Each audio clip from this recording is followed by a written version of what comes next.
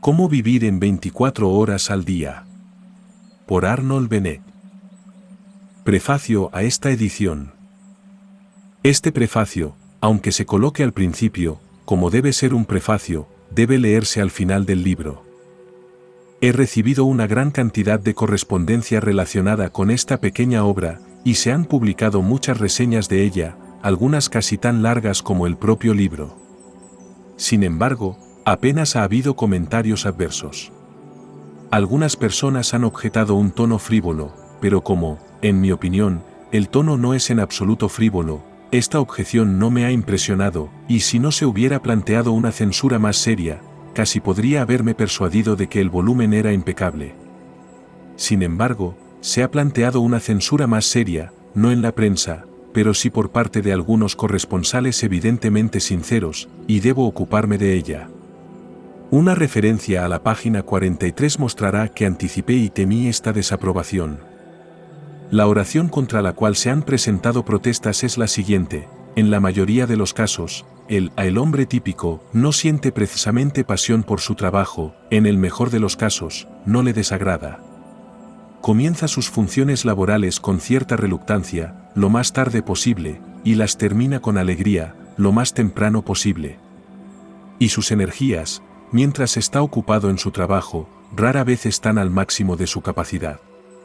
Se me asegura, con acentos de sinceridad inconfundible, que hay muchos hombres de negocios, no solo aquellos en posiciones altas o con perspectivas favorables, sino también modestos subordinados sin esperanzas de mejorar mucho, que disfrutan de sus funciones laborales, que no las eluden, que no llegan a la oficina lo más tarde posible y se van lo más temprano posible y que, en una palabra, ponen toda su energía en el trabajo del día y realmente están fatigados al final del mismo.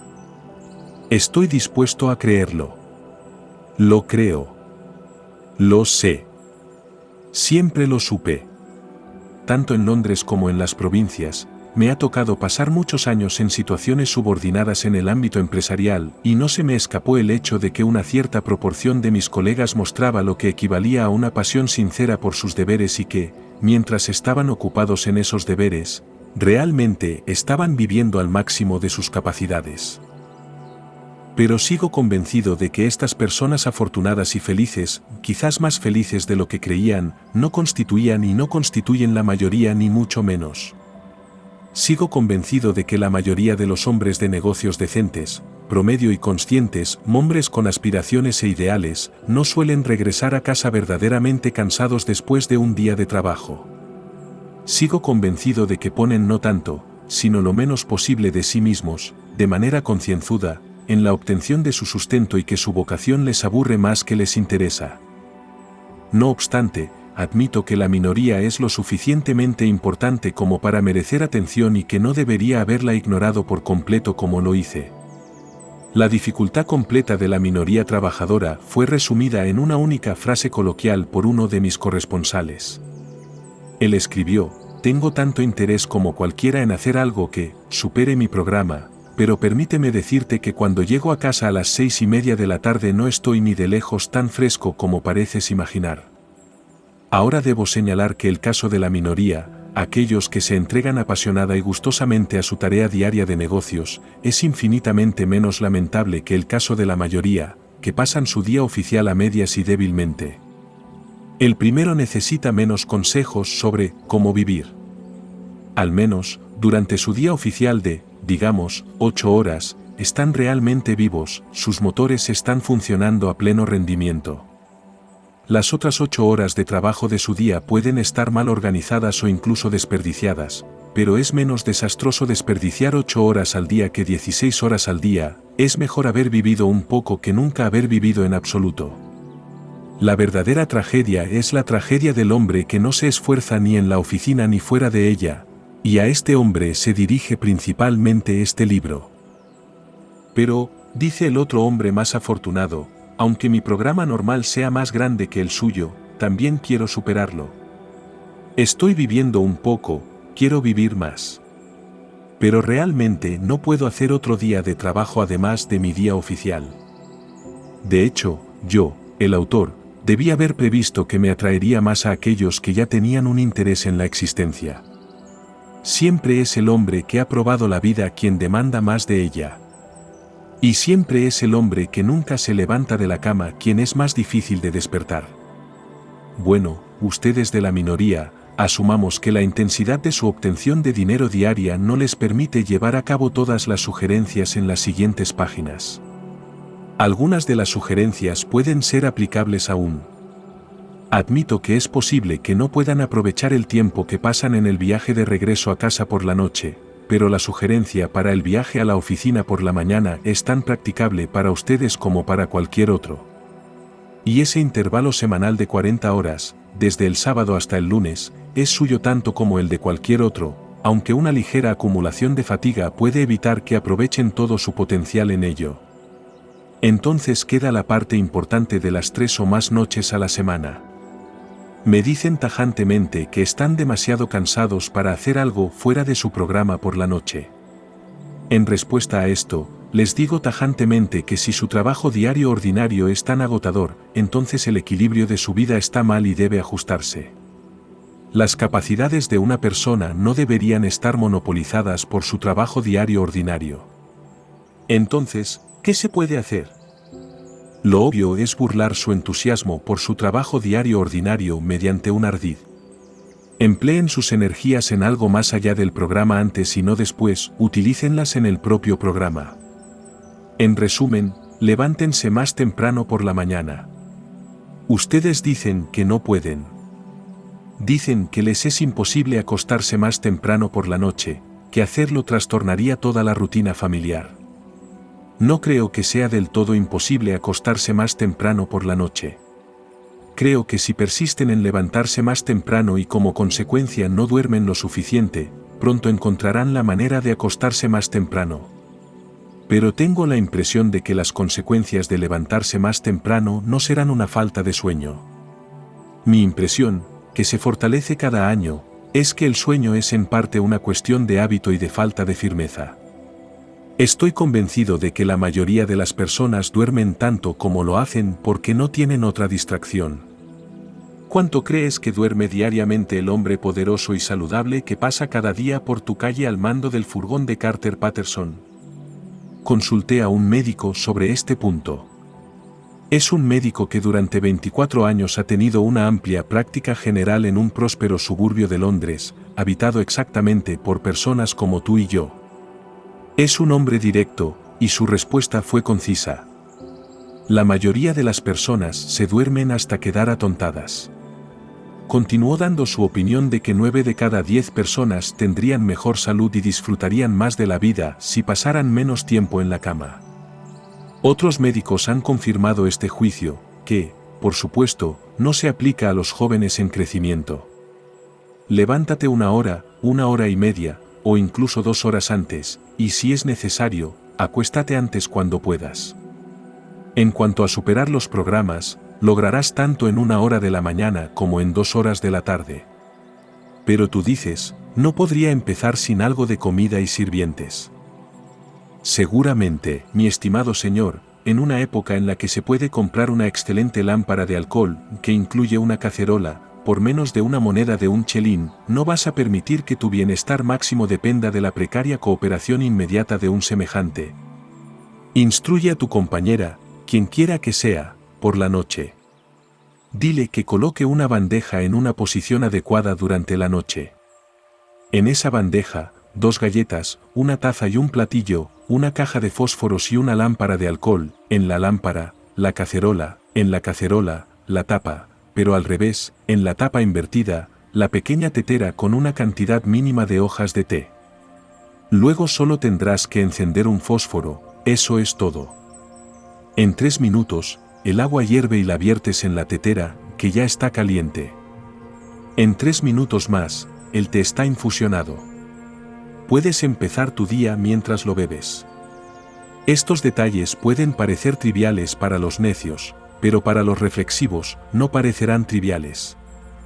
El equilibrio adecuado e inteligente de toda una vida puede depender de la factibilidad de una taza de té a 1 hora inusual. Arnold Bennett.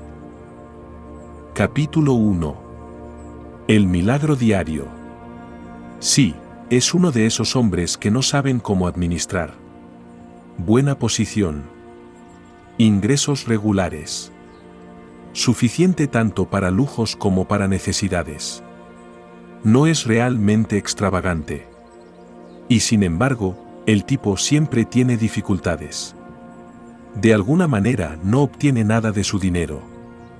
Un apartamento excelente, medio vacío. Siempre parece como si los corredores de bolsa hubieran pasado por allí. Un traje nuevo, un sombrero viejo. Una corbata magnífica, pantalones holgados. Te invita a cenar, copas de cristal. Mala carne, o café turco. Taza agrietada. No puede entenderlo. La explicación es simplemente que dilapida su dinero. Ojalá tuviera la mitad de eso. Le mostraría. Así es como la mayoría de nosotros critica, en algún momento, de forma condescendiente. Casi todos somos cancilleres del tesoro, es nuestro orgullo momentáneo.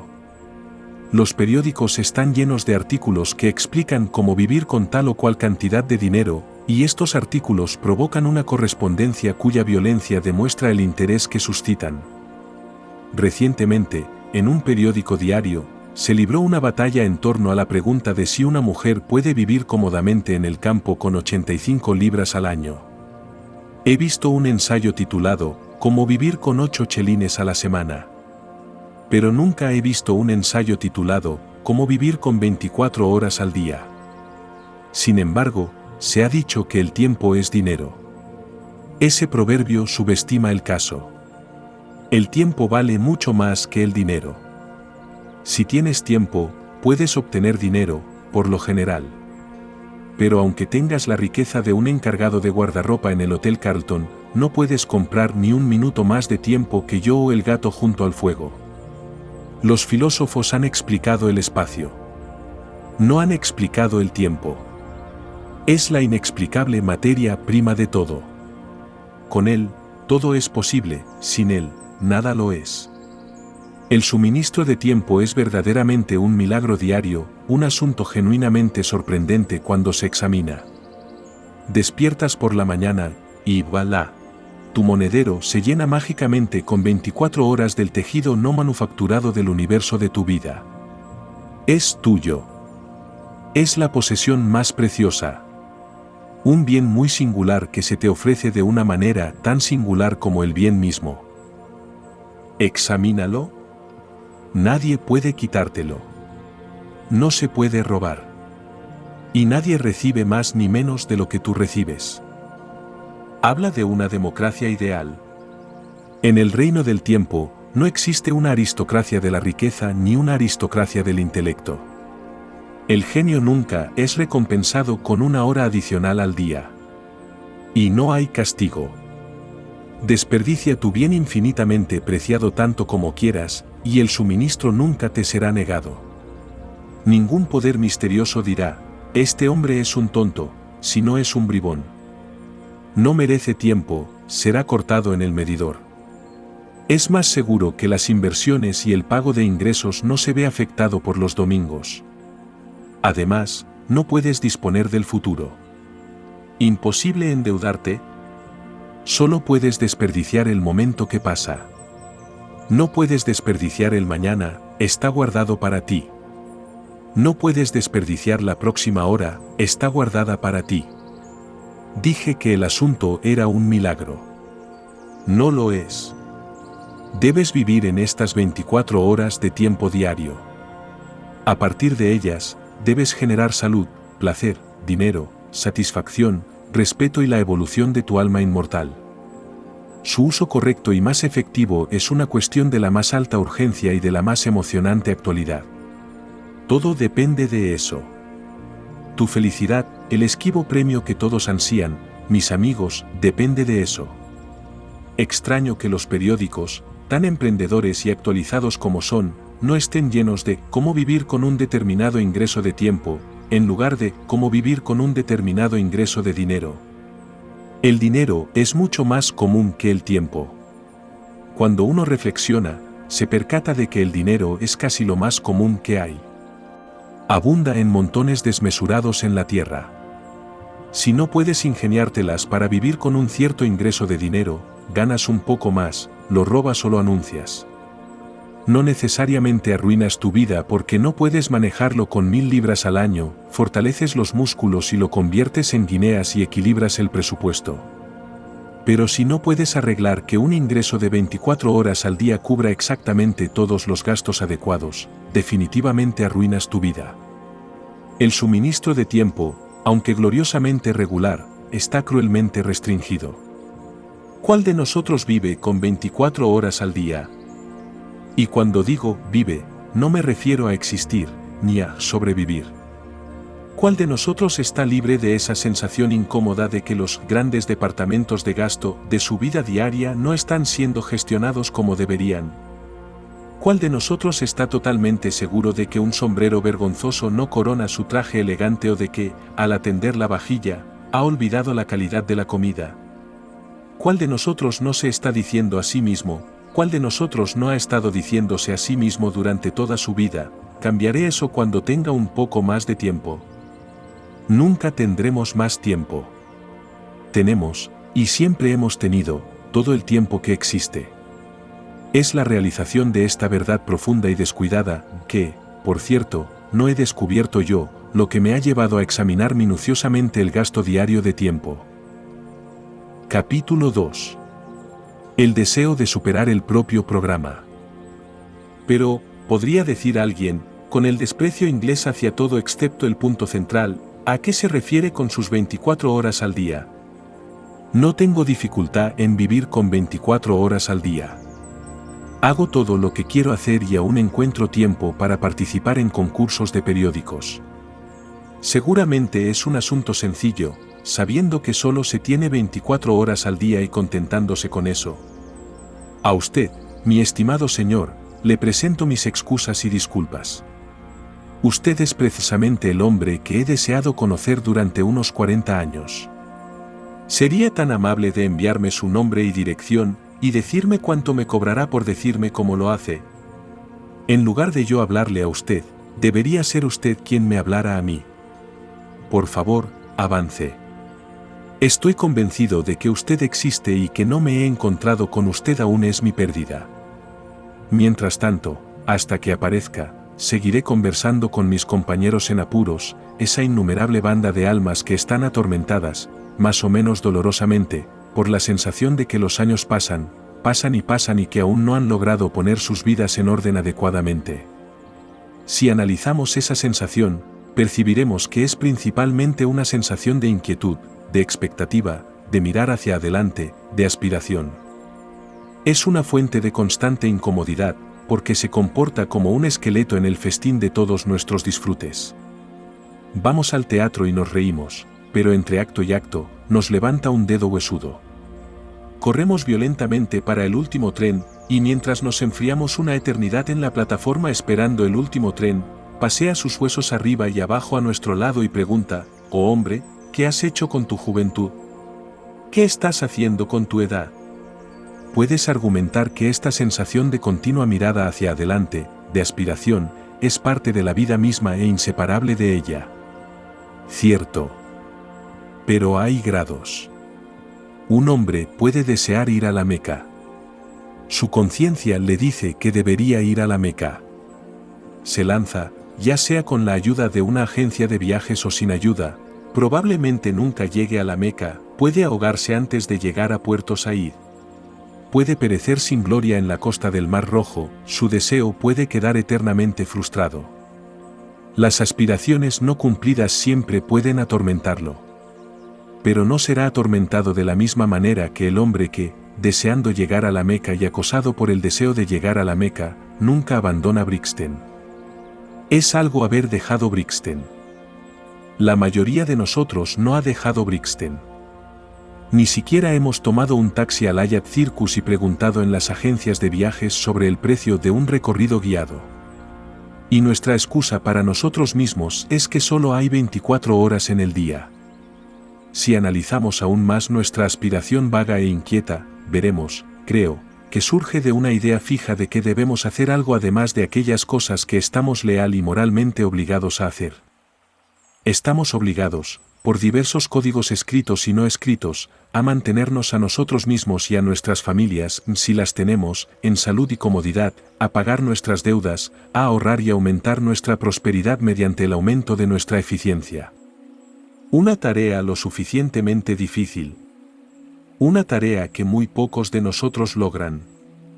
Una tarea a menudo más allá de nuestras habilidades. Sin embargo, si tenemos éxito en ello, como a veces lo hacemos, no estamos satisfechos, el esqueleto aún está con nosotros. Y aun cuando nos damos cuenta de que la tarea está más allá de nuestras habilidades, que nuestros poderes no pueden hacerle frente, sentimos que estaríamos menos descontentos si diéramos a nuestros poderes, que ya están sobrecargados, algo más que hacer. Y ese es, de hecho, el hecho. El deseo de lograr algo fuera de nuestro programa formal es común a todos los hombres que, en el curso de la evolución, han superado cierto nivel. Hasta que se haga un esfuerzo por satisfacer ese deseo, la sensación de inquietud esperando algo que no ha comenzado seguirá perturbando la paz del alma. Ese deseo ha sido llamado con muchos nombres. Es una forma del deseo universal de conocimiento.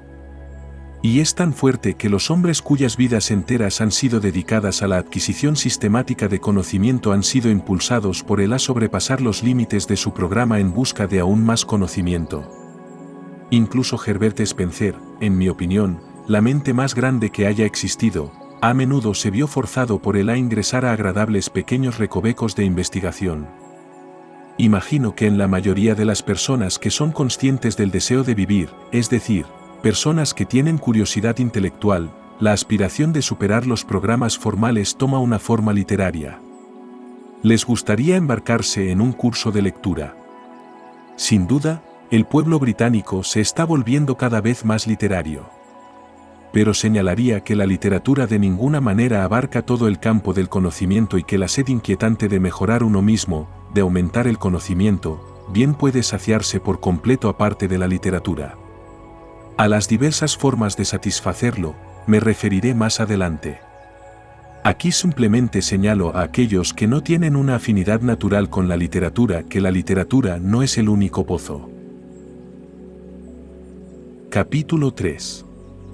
Precauciones antes de empezar.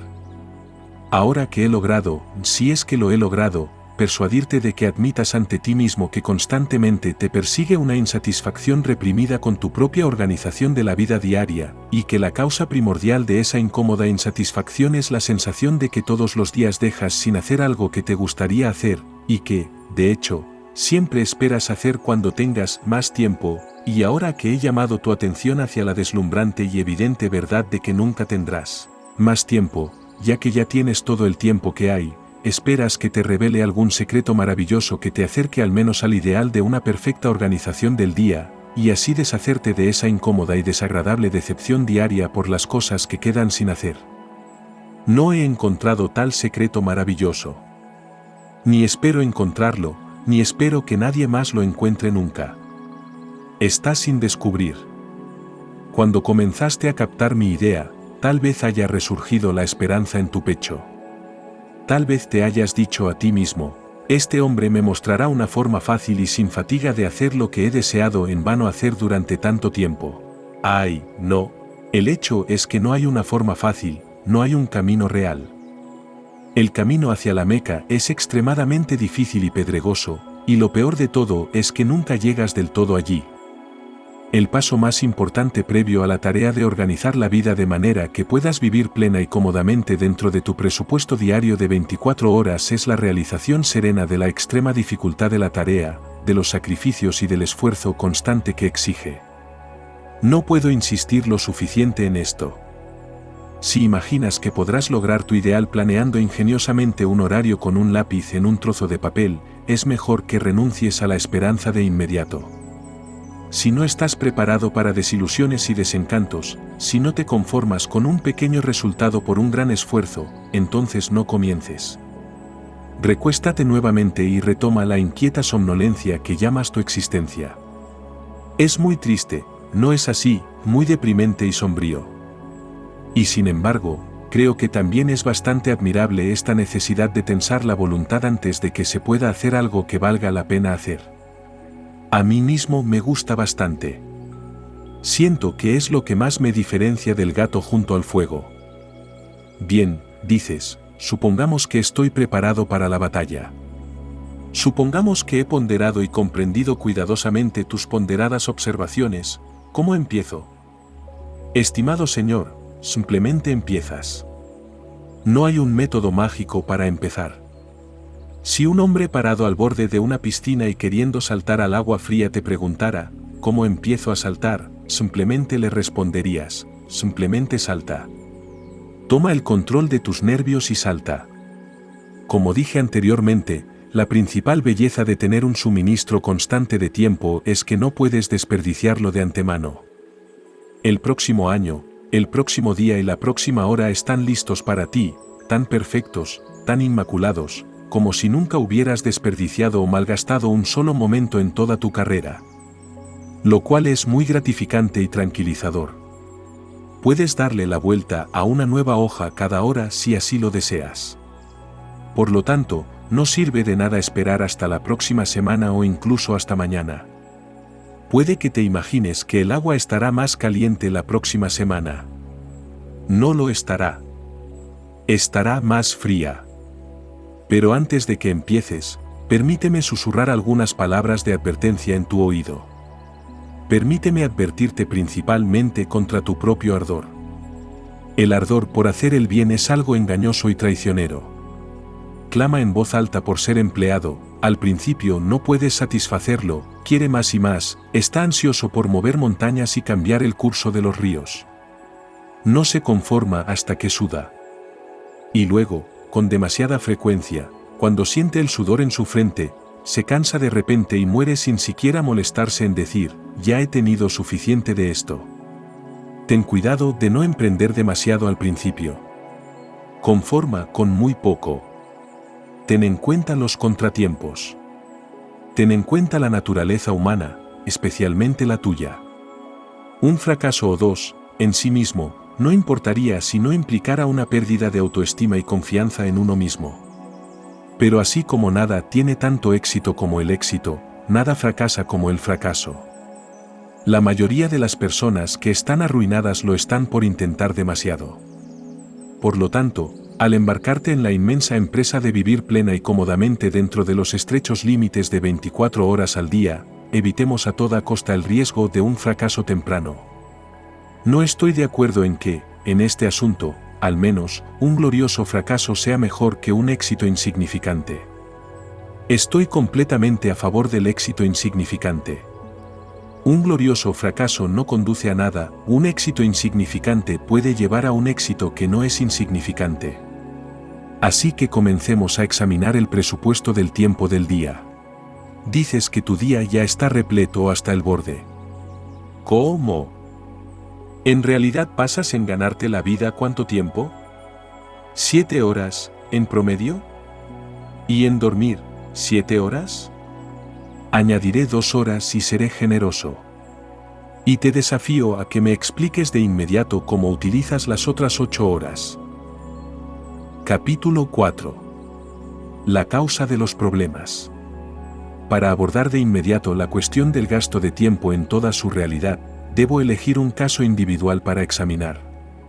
Solo puedo tratar un caso, y ese caso no puede ser el caso promedio porque no existe tal caso como el caso promedio, así como no existe un hombre promedio. Cada hombre y cada caso de hombre son especiales. Pero si tomo el caso de un londinense que trabaja en una oficina, cuyo horario de oficina es de 10 a 6, y que pasa 50 minutos por la mañana y por la noche viajando entre la puerta de su casa y la puerta de su oficina, habré llegado lo más cerca posible del promedio según lo permiten los hechos. Hay hombres que tienen que trabajar más tiempo para ganarse la vida, pero hay otros que no tienen que trabajar tanto. Afortunadamente, el aspecto financiero de la existencia no nos interesa aquí. El aspecto financiero de la existencia no nos interesa aquí, para nuestro propósito actual, el empleado con un sueldo de 1 libra a la semana está tan bien como el millonario en Carlton House Terrace. Ahora, el gran y profundo error que mi hombre típico comete con respecto a su día es un error de actitud general, un error que vicia y debilita 2/3 de sus energías e intereses. En la mayoría de los casos, no siente precisamente pasión por su trabajo, como máximo, no lo desagrada. Comienza sus funciones laborales con renuencia, lo más tarde posible, y las termina con alegría, lo más temprano posible. Y sus motores, mientras está ocupado en su trabajo, rara vez están a pleno rendimiento. Sé que seré acusado por lectores enojados de calumniar al trabajador de la ciudad, pero estoy bastante familiarizado con la ciudad y me mantengo firme en lo que digo. Sin embargo, a pesar de todo esto, persiste en considerar esas horas de 10 a 6 como el día, al que las 10 horas anteriores y las 6 horas posteriores no son más que un prólogo y un epílogo. Tal actitud, aunque sea inconsciente, por supuesto, mata su interés en las 16 horas restantes, con el resultado de que, incluso si no las desperdicia, no las tiene en cuenta, las considera simplemente como margen. Esta actitud general es completamente ilógica y perjudicial, ya que formalmente otorga un protagonismo central a un periodo de tiempo y a un conjunto de actividades de los que el hombre solo quiere terminar y acabar. Si un hombre hace que 2/3 de su existencia sean subordinados a 1/3, del que admite que no tiene un fervor absoluto, ¿cómo puede esperar vivir plena y completamente? No puede. Si mi hombre típico desea vivir plena y completamente, debe, en su mente, organizar un día dentro de un día. Y este día interior, una caja china dentro de una caja china más grande, debe comenzar a las 6 p.m. y terminar a las 10 a.m. Es un día de 16 horas, y durante todas estas 16 horas, no tiene nada más que hacer que cultivar su cuerpo, su alma y sus semejantes. Durante esas 16 horas, es libre, no es un asalariado, no está preocupado por las cuestiones monetarias, es tan bueno como un hombre con un ingreso privado. Esta debe ser su actitud. Y su actitud es de vital importancia. Su éxito en la vida, mucho más importante que la cantidad de propiedad sobre la cual sus ejecutores tendrán que pagar impuestos de sucesiones, depende de ello. ¿Qué? ¿Dices que toda la energía dedicada a esas 16 horas disminuirá el valor de las 8 horas de trabajo? No es así. Al contrario, sin duda aumentará el valor de las 8 horas de trabajo. Una de las cosas principales que mi hombre típico debe aprender es que las facultades mentales son capaces de una actividad continua y ardua, no se cansan como un brazo o una pierna. Lo único que necesitan es cambio, no descanso, excepto durante el sueño. Ahora examinaré el método actual del hombre típico de emplear las 16 horas que son completamente suyas, comenzando por su levantamiento. Simplemente indicaré las cosas que hace y que creo que no debería hacer, posponiendo mis sugerencias para plantar los tiempos que habré liberado, como un colonizador despeja espacios en un bosque. En justicia hacia él, debo decir que desperdicia muy poco tiempo antes de salir de casa por la mañana a las 9:10. En demasiadas casas, se levanta a las 9, desayuna entre las 9:07 y las 9:09:30, y luego sale corriendo. Pero en el momento en que cierra la puerta principal, sus facultades mentales, que son incansables, se vuelven ociosas. Camina hasta la estación en un estado de coma mental. Una vez allí, generalmente tiene que esperar el tren. En cientos de estaciones suburbanas todas las mañanas, ves a hombres paseando tranquilamente arriba y abajo de las plataformas mientras las compañías de ferrocarril les roban sin rubor el tiempo, que es más valioso que el dinero. Cientos de miles de horas se pierden así todos los días simplemente porque a mi hombre típico le importa tan poco el tiempo que nunca se le ha ocurrido tomar precauciones bastante fáciles contra el riesgo de perderlo.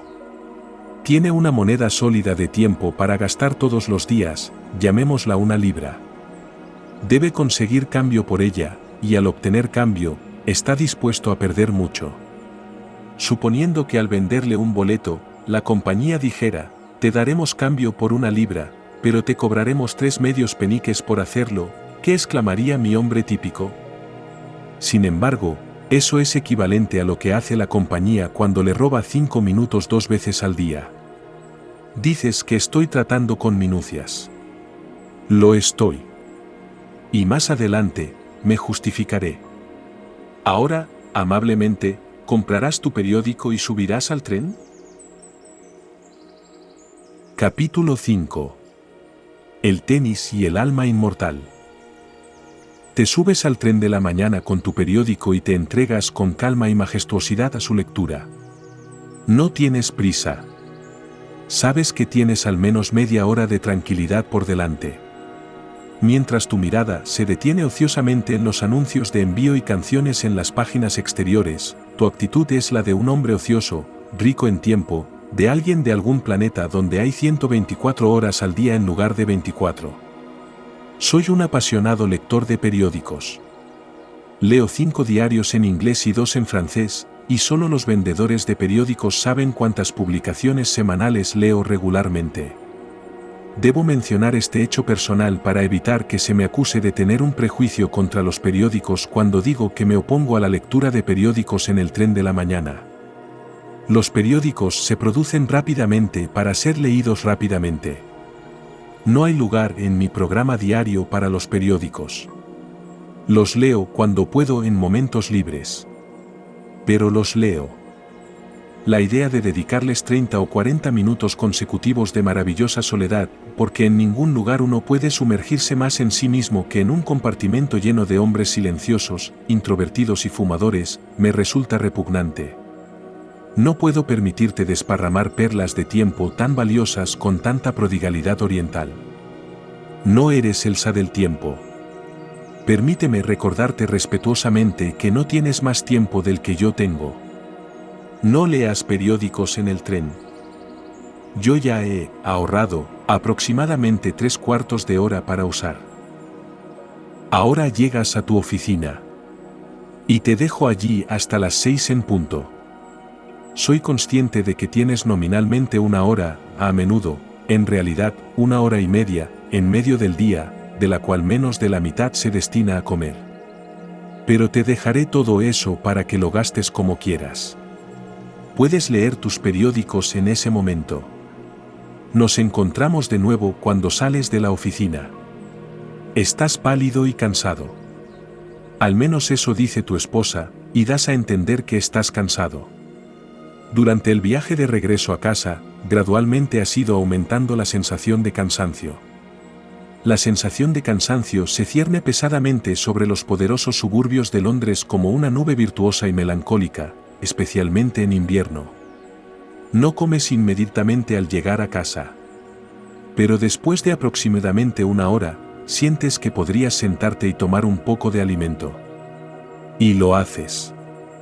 Luego fumas. En serio, ves amigos, te entretienes, juegas a las cartas, coqueteas con un libro, notas que la vejez se acerca, das un paseo, acaricias el piano.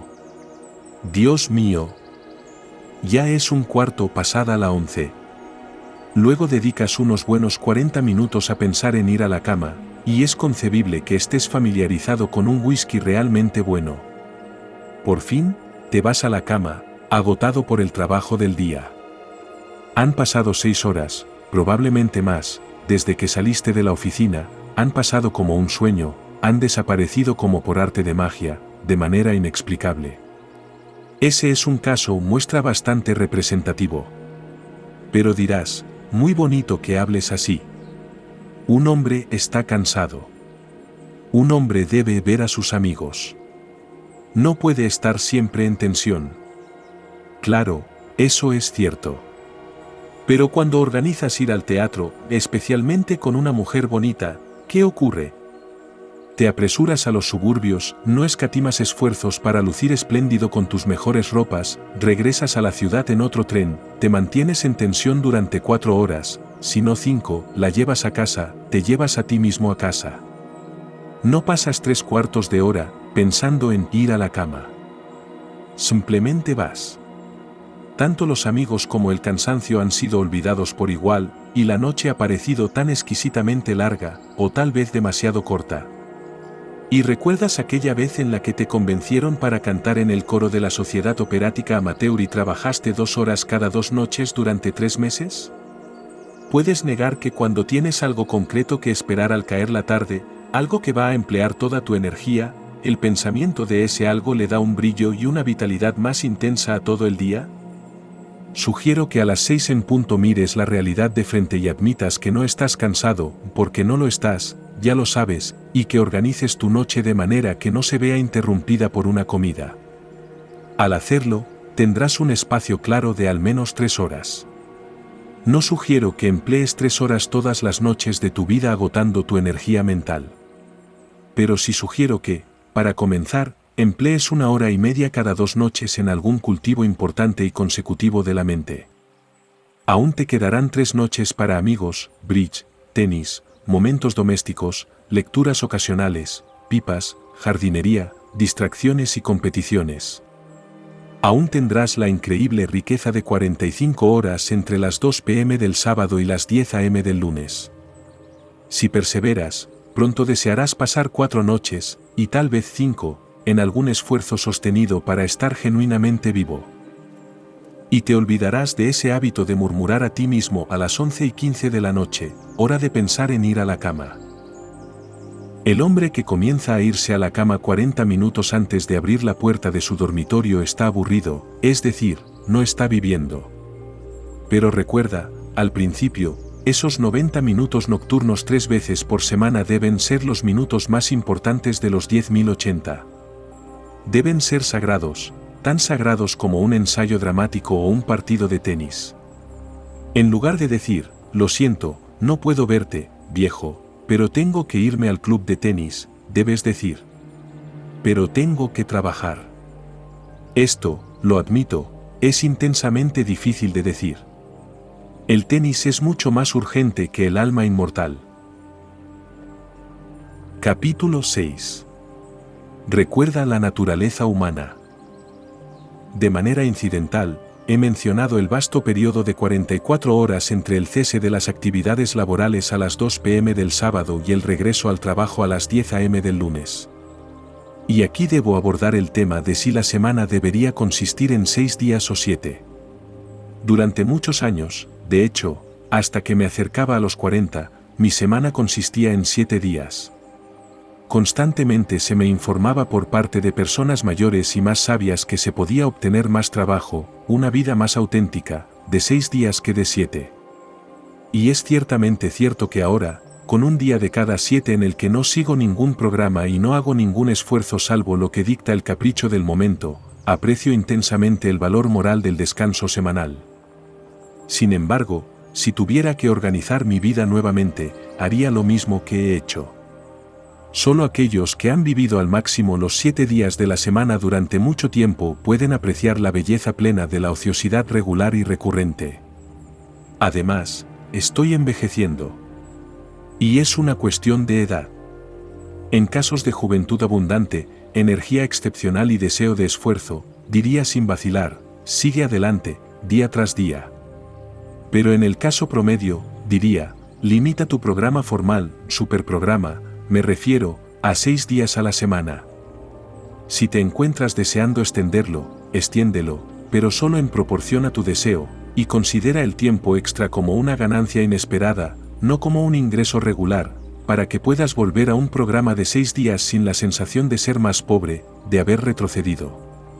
Veamos ahora dónde nos encontramos. Hasta ahora, hemos marcado como ahorro de los días, al menos media hora en 6 mañanas a la semana, y 1 hora y media en 3 tardes a la semana. En total, 7 horas y media a la semana. Por ahora, propongo estar satisfecho con esas 7 horas y media. ¿Qué? Exclamarás. ¿Pretendes mostrarnos cómo vivir y solo tratas con 7 horas y media de las 168? ¿Vas a realizar un milagro con tus 7 horas y media? Bueno, sin rodeos, lo haré, si me lo permites. Es decir, te pediré que intentes una experiencia que, aunque perfectamente natural y explicable, tiene toda la apariencia de un milagro. Mi argumento es que el uso completo de esas 7 horas y media dará vida a toda la semana, le agregará entusiasmo y aumentará el interés que sientes incluso en las ocupaciones más banales. Practicas ejercicios físicos durante apenas 10 minutos por la mañana y por la noche, y sin embargo, no te sorprendes cuando tu salud y fuerza física se ven beneficiadas durante cada hora del día, y toda tu perspectiva física cambia. ¿Por qué deberías sorprenderte de que un promedio de más de 1 hora al día dedicada a la mente enriquezca de forma permanente y completa toda la actividad mental? Ciertamente se podría dedicar más tiempo al cultivo de uno mismo. Y a medida que el tiempo sea mayor, los resultados serán mayores. Pero prefiero comenzar con un esfuerzo aparentemente insignificante. No es realmente un esfuerzo insignificante, como descubrirán aquellos que aún no lo hayan intentado. Limpiar incluso 7 horas y media de la jungla es bastante difícil. Para algunos, se deben hacer sacrificios. Es posible que hayas pasado mal tu tiempo, pero al menos lo has gastado, hiciste algo con él, por más inapropiado que haya sido. Hacer algo diferente implica un cambio de hábitos. Y los hábitos son difíciles de cambiar. Además, cualquier cambio, incluso un cambio para mejor, siempre viene acompañado de inconvenientes y molestias. Si imaginas que podrás dedicar 7 horas y media a la semana a un esfuerzo serio y continuo y aún vivir tu vida anterior, estás equivocado. Repito que se necesita algún sacrificio y una inmensa fuerza de voluntad. Y es porque conozco la dificultad, es porque conozco el efecto casi desastroso del fracaso en tal empresa, que aconsejo sinceramente un comienzo muy humilde. Debes salvaguardar tu autoestima. La autoestima es la base de toda determinación, y un fracaso en un proyecto deliberadamente planeado inflige una herida desesperada a la autoestima. Por eso insisto y repito, comienza de manera tranquila y discreta. Cuando hayas dedicado de manera consciente 7 horas y media a la semana al cultivo de tu vitalidad durante 3 meses, entonces podrás comenzar a cantar más fuerte y decirte a ti mismo de qué maravillosas cosas eres capaz. Antes de llegar al método de cómo utilizar las horas indicadas, tengo una sugerencia final. En cuanto a las tardes, permite mucho más que 1 hora y media para hacer el trabajo de 1 hora y media. Recuerda la posibilidad de imprevistos.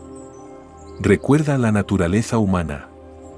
Y date, digamos, de 9 a 11:30 para tu tarea de 90 minutos. Capítulo 7. El control de la mente. La gente dice, no se puede controlar los pensamientos. Pero sí se puede.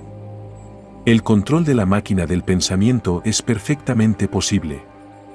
Y dado que nada nos sucede fuera de nuestro propio cerebro, que nada nos lastima ni nos da placer excepto dentro del cerebro, la importancia suprema de poder controlar lo que ocurre en ese misterioso cerebro es evidente.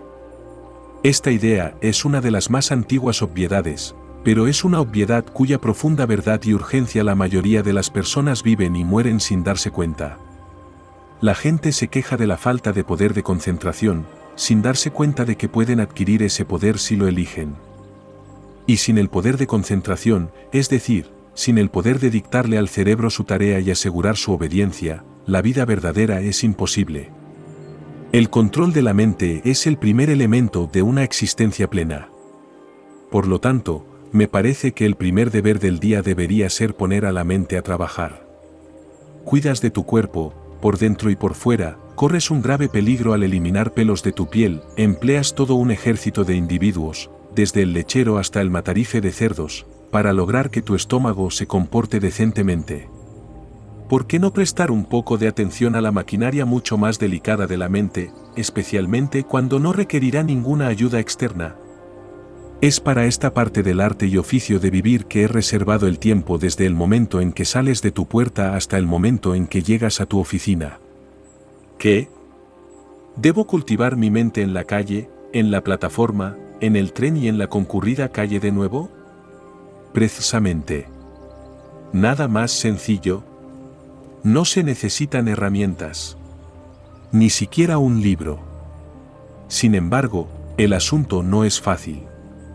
Cuando salgas de tu casa, concentra tu mente en un tema, no importa cuál, para empezar. No habrás recorrido 10 metros antes de que tu mente se haya escapado ante tus propios ojos y esté jugando en la esquina con otro tema. Tráela de vuelta por el cuello. Antes de llegar a la estación, la habrás traído de vuelta unas 40 veces. No te desesperes. Continúa. Sigue adelante. Tendrás éxito. No puedes fracasar de ninguna manera si perseveras. Es inútil pretender que tu mente es incapaz de concentración. ¿No recuerdas aquella mañana en que recibiste una carta inquietante que exigía una respuesta cuidadosamente redactada?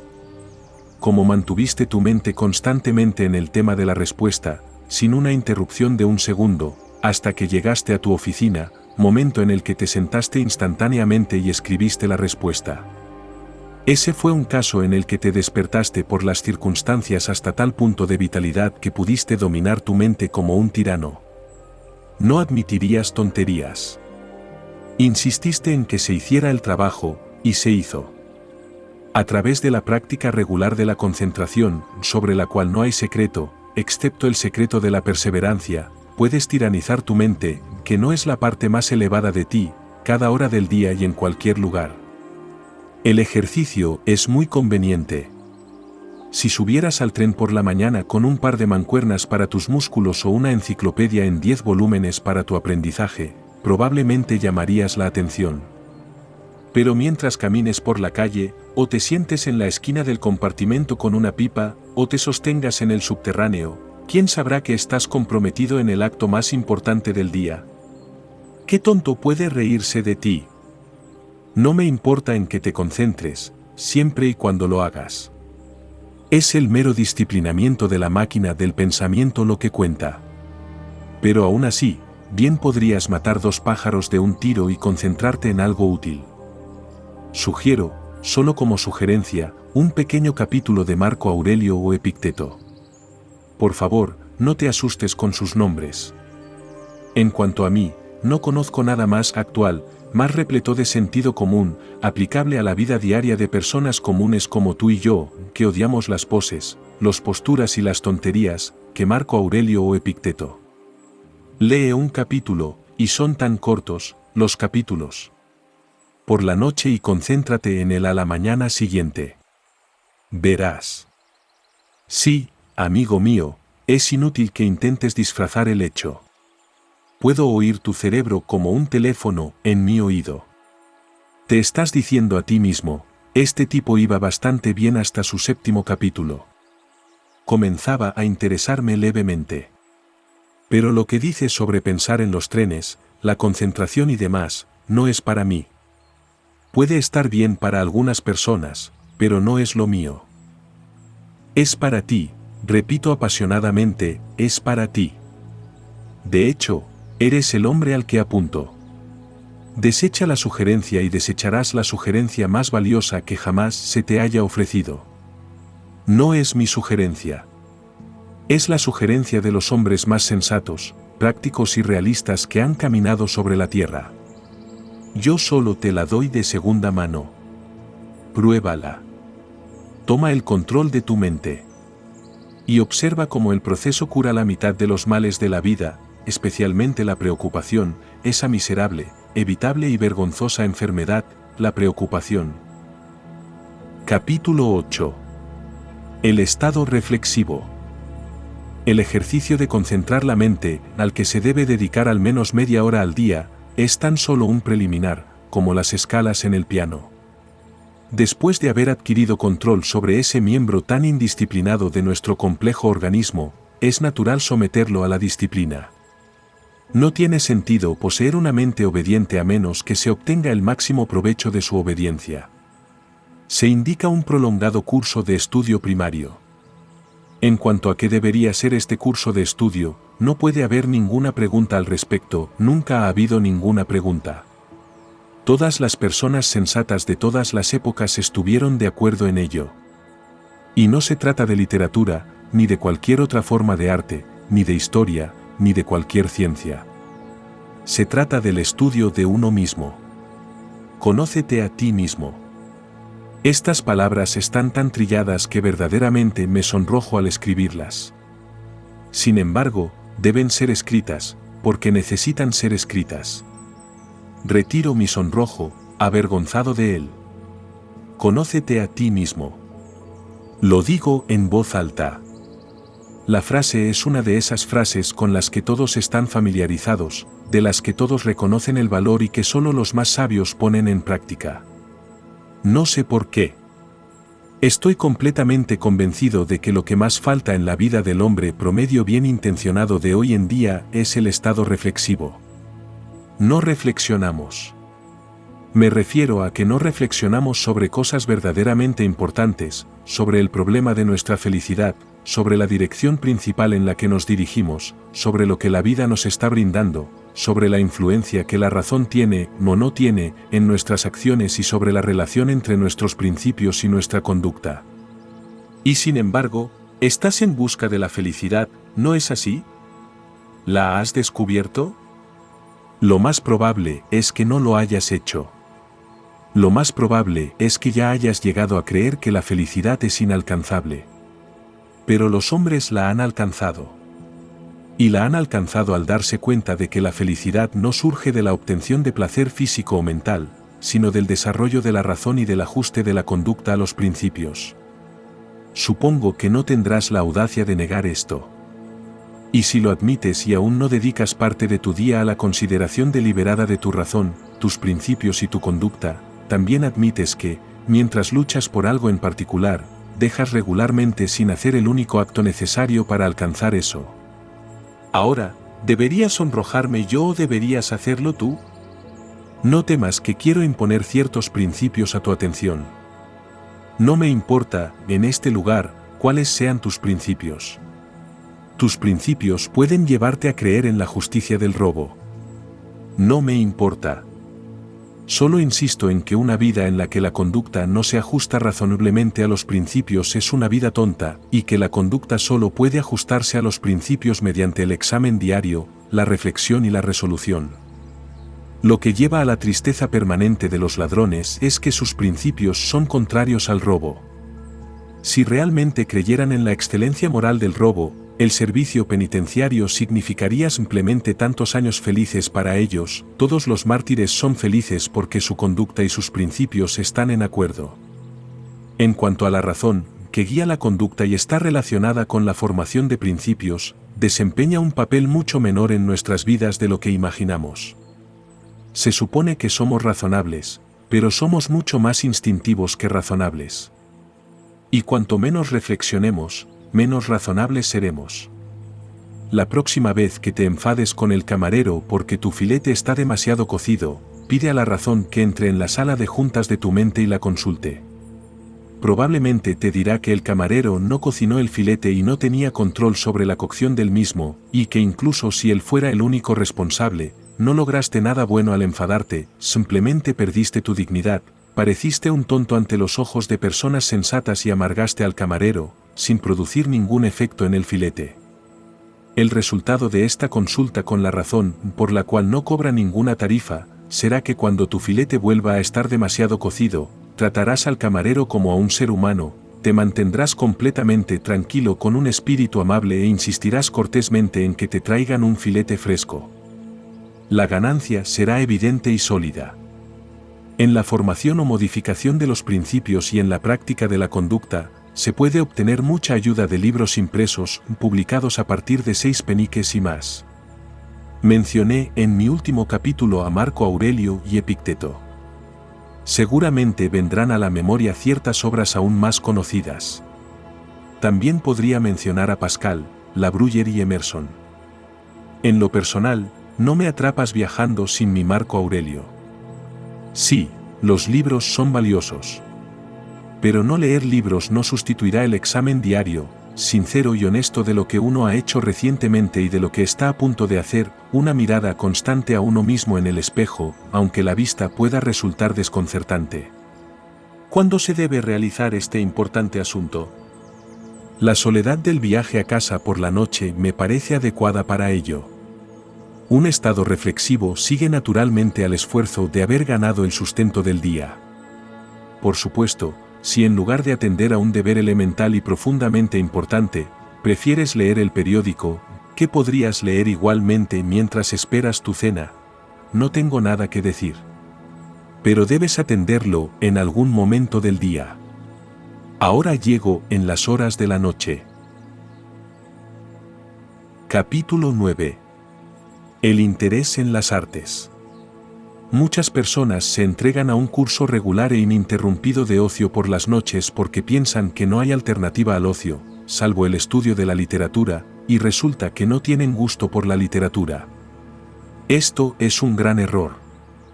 Por supuesto, es imposible, o al menos muy difícil, estudiar adecuadamente cualquier cosa sin la ayuda de libros impresos. Pero si deseas comprender los aspectos más profundos del brillo de la navegación en barco, no te detendría la falta de interés en la literatura para leer los mejores libros sobre brillo navegación en barco. Por lo tanto, debemos distinguir entre la literatura y los libros que tratan de temas no literarios. Llegaré a la literatura en su debido momento. Permíteme ahora señalar a aquellos que nunca han leído a Meredith y que son capaces de no sentirse conmovidos por una discusión sobre si el señor Stephen Phillips es o no un verdadero poeta, que están perfectamente en su derecho. No es un crimen no amar la literatura. No es señal de estupidez. Los mandarines de la literatura ordenarán la ejecución inmediata del desafortunado individuo que no comprenda, digamos, la influencia de Wordsworth en Tennyson. Pero eso es solo su impudencia. ¿Dónde estarían ellos, me pregunto, si se les pidiera que expliquen las influencias que contribuyeron a la creación de la Sinfonía Patética de Tchaikovsky? Existen enormes campos de conocimiento completamente ajenos a la literatura que darán magníficos resultados a los cultivadores. Por ejemplo, ya que acabo de mencionar la pieza de música de alta calidad más popular en Inglaterra hoy en día, me acuerdo de que los conciertos Promenade comienzan en agosto. Tú vas a ellos.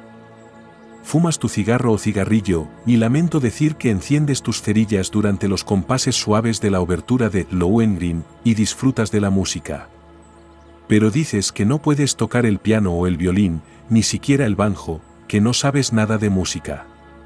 ¿Y qué importa eso? El hecho de que tengas un auténtico gusto por la música se demuestra por el hecho de que, para llenar su sala con tu presencia y la de tus pares, el director de orquesta se ve obligado a proporcionar programas en los que casi no se incluye música mala, un cambio desde los antiguos días de Covent Garden. Ahora bien, tu incapacidad para tocar la oración de la doncella en el piano no debería impedirte familiarizarte con la estructura de la orquesta a la que escuchas un par de noches a la semana durante un par de meses. Actualmente, probablemente piensas en la orquesta como una masa heterogénea de instrumentos que produce un confuso y agradable conjunto de sonidos. No escuchas los detalles porque nunca has entrenado tus oídos para ello. Si se te pidiera que nombraras los instrumentos que tocan el gran tema al comienzo de la sinfonía en do menor, no podrías nombrarlos ni por tu vida. Sin embargo, admiras la sinfonía en do menor. Te ha emocionado.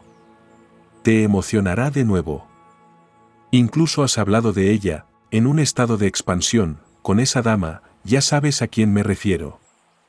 Y todo lo que puedes afirmar positivamente sobre la sinfonía en do menor es que Beethoven la compuso y que es una cosa estupenda. Ahora bien, si has leído, por ejemplo, Cómo escuchar música, del señor Creville, que se puede conseguir en cualquier librería por menos del precio de una butaca en el Alhambra y que contiene fotografías de todos los instrumentos de la orquesta y planos de la disposición de las orquestas, irías después a un concierto Promenade con un asombroso aumento de interés. En lugar de una masa confusa, la orquesta te aparecería tal como es, un organismo maravillosamente equilibrado cuyos distintos grupos de miembros tienen cada uno una función diferente e indispensable. Descubrirías los instrumentos y escucharías sus respectivos sonidos. Sabrías la diferencia que separa a un corno francés de un corno inglés y comprenderías por qué un intérprete de oboe recibe un salario más alto que un violinista, aunque el violín sea el instrumento más difícil. Vivirías en un concierto Promenade, mientras que antes simplemente existías allí en un estado de coma beatífica, como un bebé contemplando un objeto brillante.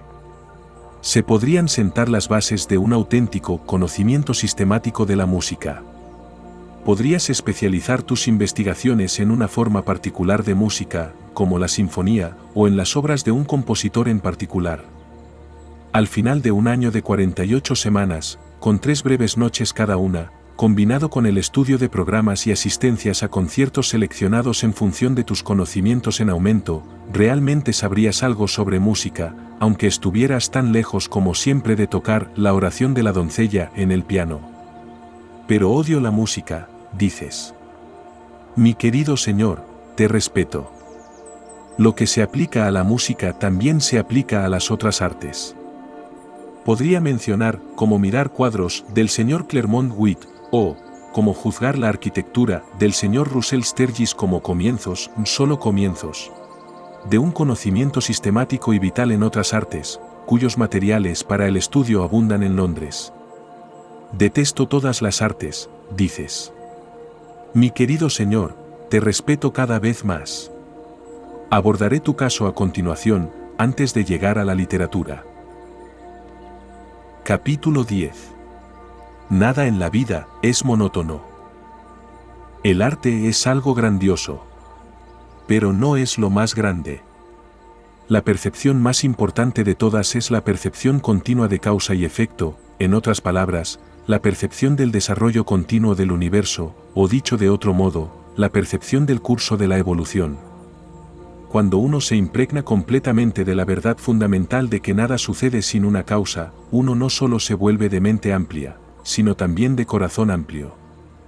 Es difícil que te roben el reloj, pero uno reflexiona que el ladrón del reloj se convirtió en ladrón debido a causas de herencia y entorno que son tan interesantes como científicamente comprensibles, y uno compra otro reloj, si no con alegría, al menos con una filosofía que hace imposible la amargura. En el estudio de la causa y el efecto, uno pierde esa actitud absurda que muchas personas tienen de estar siempre impactadas y dolidas por lo curioso de la vida. Esas personas viven en medio de la naturaleza humana como si la naturaleza humana fuera un país extranjero lleno de terribles costumbres extranjeras. Pero al alcanzar la madurez, uno debería avergonzarse de ser un extraño en una tierra extraña. El estudio de la causa y el efecto, si bien disminuye el sufrimiento de la vida, añade pintoresquismo a la vida. Aquel que considera que la evolución es solo un nombre, mira el mar como un espectáculo grandioso y monótono que puede presenciar en agosto por 3 chelines en tercera clase de ida y vuelta.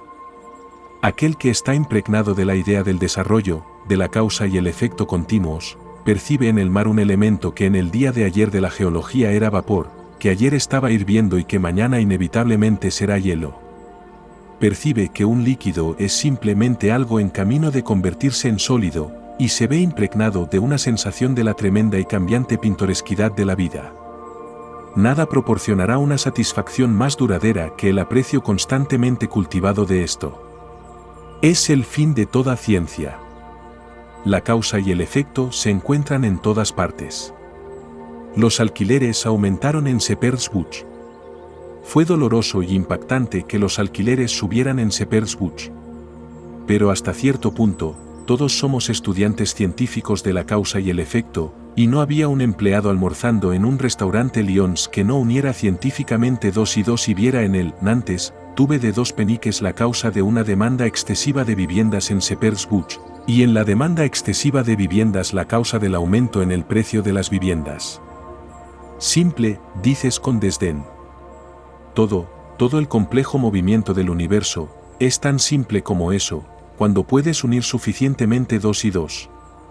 Y, mi querido señor, quizás resulta que eres empleado de una agencia inmobiliaria, y odias las artes, y quieres cultivar tu alma inmortal, y no puedes interesarte en tu trabajo porque es tan monótono. Nada es monótono. La tremenda y cambiante pintoresquidad de la vida se muestra de manera maravillosa en una oficina de agencia inmobiliaria. ¿Qué? ¿Hubo un bloqueo de tráfico en Oxford Street? Para evitarlo, la gente empezó a viajar debajo de los sótanos y los desagües, y el resultado fue un aumento en los alquileres en Shepherd's Bush. ¿Y dices que eso no es pintoresco? Supón que estudiaras, en este espíritu, el tema de la propiedad en Londres durante 1 hora y media cada 2 noches. ¿No le daría más emoción a tu trabajo y transformaría toda tu vida? Te enfrentarías a problemas más difíciles. Y podrías explicarnos por qué, como resultado natural de la causa y el efecto, la calle más larga y recta de Londres tiene aproximadamente 1,5 yardas de longitud, mientras que la calle absolutamente más recta de París se extiende por millas. Creo que admitirás que, como empleado de una agencia inmobiliaria, no he elegido un ejemplo que favorezca especialmente mis teorías. Eres empleado bancario y no has leído esa apasionante obra, disfrazada de estudio científico, Lombard Street, de Walter Valle. Ah, mi querido señor, si empezaras con eso y lo siguieras durante 90 minutos cada 2 noches, tu trabajo sería fascinante para ti y comprenderías mucho mejor la naturaleza humana. Estás atrapado en la ciudad, pero te encantan las excursiones al campo y la observación de la vida silvestre, sin duda, un pasatiempo que ensancha el corazón. ¿Por qué no sales de tu casa, en zapatillas, hacia la lámpara de gas más cercana por la noche con una red de mariposas y observas la vida silvestre de polillas comunes y raras que revolotea alrededor de ella, y coordinas el conocimiento obtenido y construyes una superestructura sobre él, y finalmente llegas a saber algo sobre algo? No es necesario que te dediques a las artes o a la literatura para vivir plenamente. Todo el campo de la rutina y el escenario diario espera satisfacer esa curiosidad que significa vida, y la satisfacción de esa curiosidad significa un corazón comprensivo.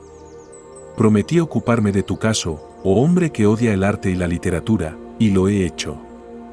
Ahora llego al caso de la persona, felizmente muy común, a quien le gusta leer. Capítulo 11. Lectura seria. Las novelas están excluidas de la lectura seria, por lo que se aconseja al hombre que se propone dedicar 90 minutos 3 veces a la semana al estudio completo de las obras de Charles Dickens que cambie sus planes. La razón no es que las novelas no sean serias, ya que algunas de las grandes obras literarias del mundo son en forma de ficción en prosa, la razón es que las malas novelas no deben ser leídas y las buenas novelas nunca requieren una apreciable aplicación mental por parte del lector. Solo las partes malas de las novelas de Meredith son difíciles. Una buena novela te arrastra como una barca por un río y llegas al final, tal vez sin aliento pero sin agotamiento. Las mejores novelas implican el menor esfuerzo. En la cultivación de la mente, uno de los factores más importantes es precisamente la sensación de esfuerzo, de dificultad, de una tarea que una parte de ti está ansiosa por lograr y otra parte está ansiosa por evitar, y esa sensación no se logra al enfrentarse a una novela. No aprietas los dientes para leer Anna Karenina. Por lo tanto, aunque debas leer novelas, no las leas en esos 90 minutos. La poesía imaginativa produce una tensión mental mucho mayor que las novelas. Probablemente produce la tensión más severa de cualquier forma de literatura. Es la forma más elevada de literatura. Proporciona la forma más elevada de placer y enseña la forma más elevada de sabiduría. En pocas palabras, no hay nada que se le compare. Lo digo con triste conciencia del hecho de que la mayoría de las personas no leen poesía. Estoy convencido de que muchas personas excelentes, si se les presentara la opción de leer El paraíso perdido o de ir de rodillas alrededor de la plaza de Trafalgar al mediodía vestidos de saco, elegirían el tormento del ridículo público. Aún así, nunca dejaré de aconsejar a mis amigos y enemigos que lean poesía antes que nada. Si la poesía es lo que se llama un libro cerrado, para ti, comienza leyendo el famoso ensayo de Hazlitt sobre la naturaleza de la poesía en general. Es lo mejor de su tipo en inglés, y nadie que lo haya leído puede estar equivocado en pensar que la poesía es una tortura medieval, un elefante loco o una pistola que se disparará sola y matará a 40 pasos. De hecho, es difícil imaginar el estado mental de la persona que, después de leer el ensayo de Hazlitt, no desee urgentemente leer algo de poesía antes de la próxima comida. Si el ensayo te inspira de esa manera, te sugeriría que comiences con poesía puramente narrativa. Hay una novela en inglés infinitamente mejor, escrita por una mujer, que cualquier cosa de George Eliot, Las Bronte o incluso Jane Austen, que tal vez no hayas leído. Se titula Aurora Leigh y su autora S. B. Browning. Casualmente, está escrita en verso y contiene una cantidad considerable de poesía realmente hermosa. Decídete a leer ese libro de principio a fin, aunque mueras en el intento. Olvida que es una poesía hermosa. Léelo simplemente por la historia y las ideas sociales. Y cuando hayas terminado, pregúntate honestamente si todavía te desagrada la poesía. Conozco a más de una persona a la que Aurora Leigh le ha servido para demostrar que estaban completamente equivocados al afirmar que odiaban la poesía. Por supuesto, si después de Hazlitt y un experimento realizado a la luz de Hazlitt, finalmente estás seguro de que hay algo en ti que es antagonista de la poesía, deberás conformarte con la historia o la filosofía. Lo lamentaré, pero no inconsolablemente. La decadencia y caída no se puede mencionar en el mismo día que El paraíso perdido, pero es una cosa tremendamente hermosa, y Principios de filosofía de Herbert Spencer simplemente se ríe de las pretensiones de la poesía y se niega a ser aceptado como algo que no sea el producto más majestuoso de la mente humana. No sugiero que ninguno de estos trabajos sea adecuado para un principiante con tensiones mentales. Pero no veo ninguna razón por la cual cualquier persona de inteligencia promedio no pueda, después de un año de lectura continua, estar preparada para enfrentar las obras maestras supremas de la historia o la filosofía. La gran ventaja de las obras maestras es que son sorprendentemente claras. No sugiero ninguna obra en particular para comenzar. El intento sería inútil en el espacio que tengo disponible. Pero tengo dos sugerencias generales de cierta importancia. La primera es definir la dirección y el alcance de tus esfuerzos. Elige un periodo limitado, un tema limitado o un solo autor. Dite a ti mismo: conoceré algo sobre la Revolución Francesa, o el surgimiento de los ferrocarriles, o las obras de John Keats. Y durante un periodo determinado, a decidir de antemano, limítate a tu elección. Hay mucho placer en ser un especialista. La segunda sugerencia es pensar además de leer. Conozco a personas que leen, y para todo el bien que les hace, podrían cortar pan y mantequilla. Se entregan a la lectura como los hombres mejores se entregan a la bebida. Vuelan a través de las comarcas de la literatura en un automóvil, siendo su único objetivo el movimiento. Te dirán cuántos libros han leído en un año. A menos que dediques al menos 45 minutos a una reflexión cuidadosa y fatigante, es una molestia terrible al principio, sobre lo que estás leyendo, tus 90 minutos de la noche se desperdician en su mayoría. Esto significa que tu ritmo será lento. No importa. Olvida la meta, piensa solo en el paisaje circundante y después de un periodo, tal vez cuando menos lo esperes, te encontrarás de repente en una hermosa ciudad en una colina. Capítulo 12. Peligros a evitar.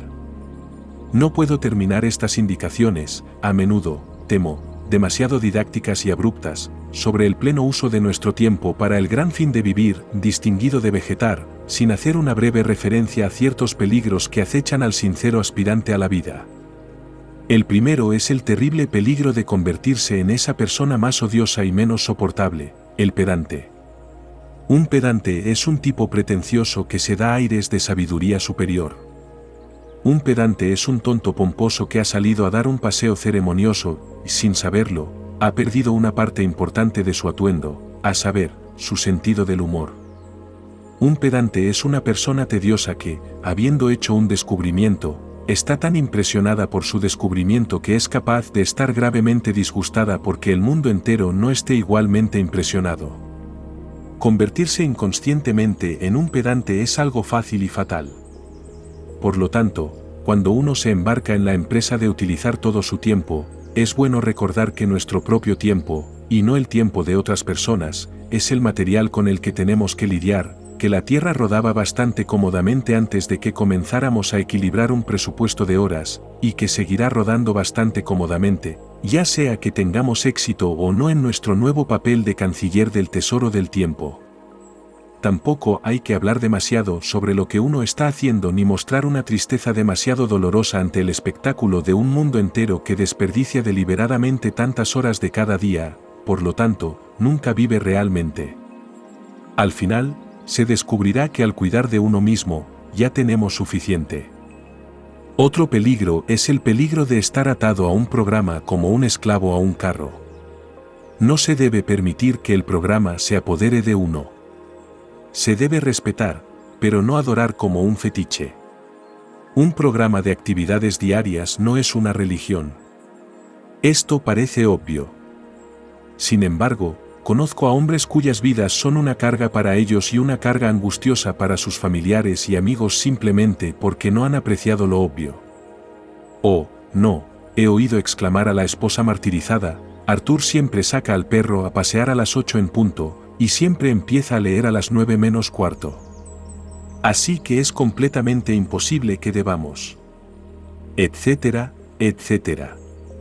Y el tono de finalidad absoluta en esa voz plañidera revela la tragedia ridícula e insospechada de una carrera. Por otro lado, un programa es un programa. Y a menos que se le trate con deferencia, no será más que una broma pobre. Tratar el programa con la cantidad exacta de deferencia, vivir con no mucha ni poca elasticidad, no es algo tan simple como podría parecer para el inexperto. Y aún otro peligro es el peligro de desarrollar una política de prisa, de obsesionarse gradualmente más y más con lo que se tiene que hacer a continuación. De esta manera, uno puede llegar a existir como en una prisión, y su vida puede dejar de ser suya. Uno puede sacar al perro a pasear a las 8 en punto y meditar todo el tiempo en el hecho de que debe comenzar a leer a las 9 menos cuarto y que no debe llegar tarde. Y el ocasional rompimiento deliberado del programa no ayudará a mejorar las cosas. El mal no proviene de persistir sin elasticidad en lo que se ha intentado, sino de intentar originalmente demasiado, de llenar el programa hasta que se desborde. La única cura es reconstituir el programa y tratar de hacer menos. Pero el apetito por el conocimiento crece con lo que se alimenta, y hay hombres que llegan a disfrutar de una prisa constante y sin aliento de esfuerzo. De ellos se puede decir que una prisa constante y sin aliento es mejor que una eterna somnolencia. En cualquier caso, si el programa tiende a ser opresivo, sin embargo, uno no desea modificarlo, un excelente paliativo es pasar de una parte a otra del mismo con una deliberación exagerada, por ejemplo, pasar 5 minutos en una completa quietud mental entre atar al San Bernardo y abrir el libro, en otras palabras, desperdiciar 5 minutos con la conciencia plena de estar desperdiciándolos. El último y principal peligro que señalaría es aquel al que ya me he referido, el riesgo de fracasar al comienzo de la empresa. Debo insistir en esto.